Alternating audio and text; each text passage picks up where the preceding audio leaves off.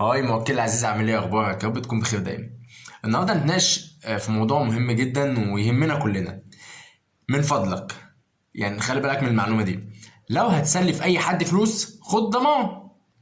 انا في ناس بتسلف فلوس وما بتاخدش اي ضمانات، والمفروض ان احنا في الاخر نجيب لها حقها. طب ازاي؟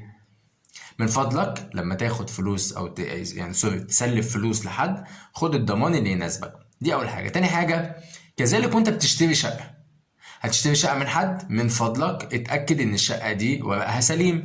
اتأكد ان الشخص اللي انت بتشتري منه ده هو ده المالك الاساسي.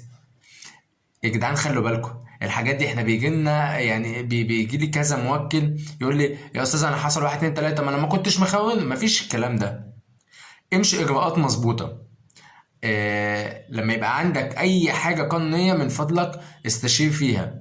يعني ما تبداش اي حاجه قانونيه. اذا كانت هتعمل سجل تجاري، بطاقه ضريبيه، تاسيس شركه، هتشتري شقه، اي حاجه، اسال لان السؤال ده هيفيدك وهيامنك في المستقبل. فمن فضلك ما تقولش ده اصل احنا اصحاب، اصل احنا نعرف بعض من فتره، والكلام ده كله. الكلام ده ما ينفعش في القانون، ما ينفعش.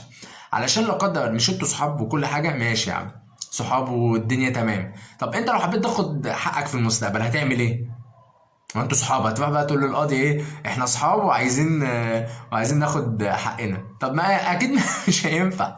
لازم في عقد، والعقد اللي يتكتب ده يبقى في بنود تبقى انت مرتاح فيها.